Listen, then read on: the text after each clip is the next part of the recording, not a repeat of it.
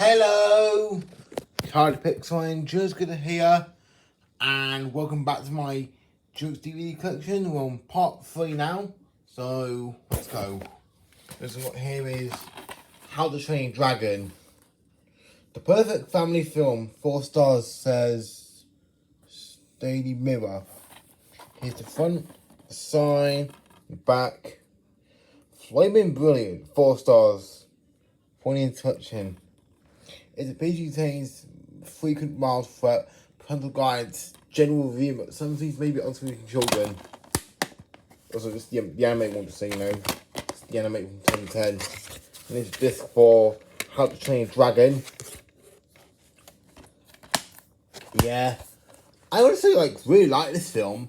Probably one of my favourite DreamWorks films next to next to Shrek and Kung Fu Panda and Trolls. Like I said in the early parts. But yeah. This is actually really total masterpiece. And next thing got here is Shrek Forever After. Shrek back at its best. So it's on his front, the side, and the back. The best Shrek of them all, says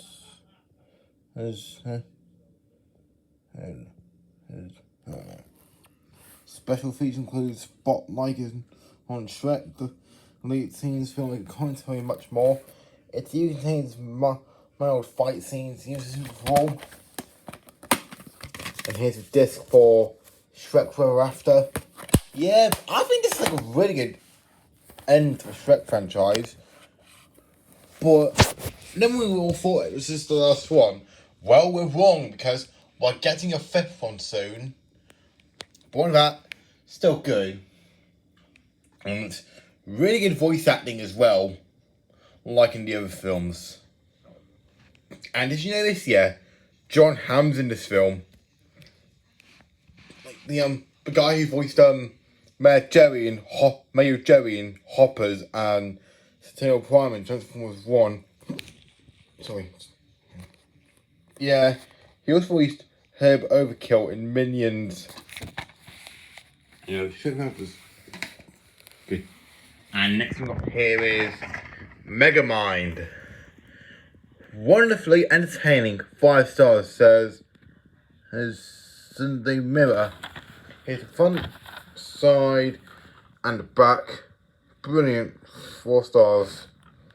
It's a PG contains male language and comic fight scenes, parental guidance, general review, some things maybe unsuitable for children. And here's a disc for Megamind. Yeah, I gotta say, this is also a really fantastic masterpiece of DreamWorks animation as well. Yeah, but however, there's a sequel to it called Megamind vs. the Doom Syndicate, and it really sucked. Really did. But this is way better. Oh, and do you want to know the most controversial thing about this film? Well, it's not in film, it's something about it. It's back in 2010, in the US, a showcase cinema accidentally played Saw 3D instead of this movie during a 7-year-old kid's birthday party. No joke, that actually happened. I'll put the link to the description if you want to see the incident. I'll put the link to the description if you want to see it if you haven't seen it yet. And here is Kung Fu Panda 2. So it's Jack Black. Awesome fun, 4 stars, says the mirror, his front, side, and the back. 4 stars, brilliant, fun, says the star. Its page contains mild material, arts and action, underbites, general view, some scenes may be unsuitable for children. And here's this for Kung Fu Panda 2. Yeah, this is actually this has another good DreamWorks film as well. It's also like probably I don't know what my favourite kind of film is. Probably this or the first or the third or the fourth. I don't know. Yeah, it's really awesome. Oh, I like the part where it goes, my old enemy, stairs. Yeah, really awesome scene in the movie. And the part next one is Puss in Boots. So Antonio Banderas. One perfect family movie. Four stars says Sunday mirror in front, side, and the back. 4 stars. Rollicking action. Says as M&N movies. It contains mild comic bite scenes and innuendo. Here's disc for Puss in Boots. Yeah, I actually enjoyed this one too. Yeah, and in the sequel, Puss in Boots' Last Wish is even better than this. Even better due to its Spider-Verse-like animation. And it's just really good. It's dark tone.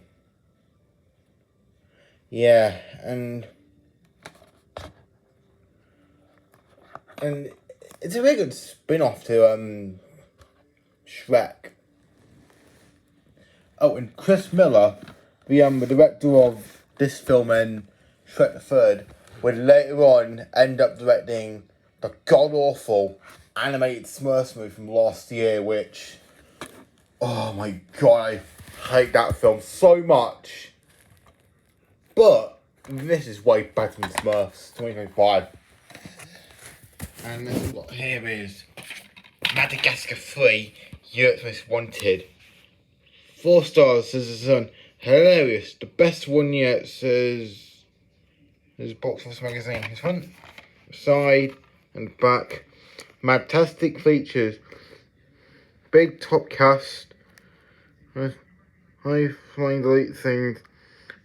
Mad music mashup. Filmmakers commentary. It's a PG contains mild slapstick violence, uses punch violence, general view of some videos children. And it's this for Madagascar 3, Europe's Most Wanted. You know, this is probably a good way to end the Madagascar franchise, if I'm really honest. But I feel like there's a Madagascar 4 in development. Originally, that was cancelled back in 2018. But yeah. Oh, and this is not the only film that gained. Also, Megamind is not the only film that gained the a movie mix-up controversy. This is also like in a UK cinema, like in Sydney World Cinemas in Nottingham. Yes, I go to they accidentally put on Paranormal Activity 4 instead of this film, and it caused like a load of kids to scream and cry. Yeah, no joke. That actually happened a while ago. Yeah. I would never like to imagine seeing a family-friendly film becoming being swapped to a horror film and then all the kids screaming and crying. I would not like to see that, would I? Would you? Let me know. I don't think you would like to see that either. But with that, this is really, really good. Really awesome send-off to Madagascar. And next one here is Rise to Guardians from the Queen of Madagascar. A funny family adventure, says his View London. His front, side, and the back. The perfect family movie. Eye-popping action. Legendary features includes dreamers and believers, filmmakers commentary, world-destroying animation, and more. It contains mild threat and language, parental guidance, generally viewing, but some scenes may be also for children. Here's disc for Rise of the Guardians. yeah, this is a really underrated DreamWorks film. Just like with Monster vs. Aliens and Ruby Gilman. Yeah, this was a huge hit though, but it was also a box office bomb.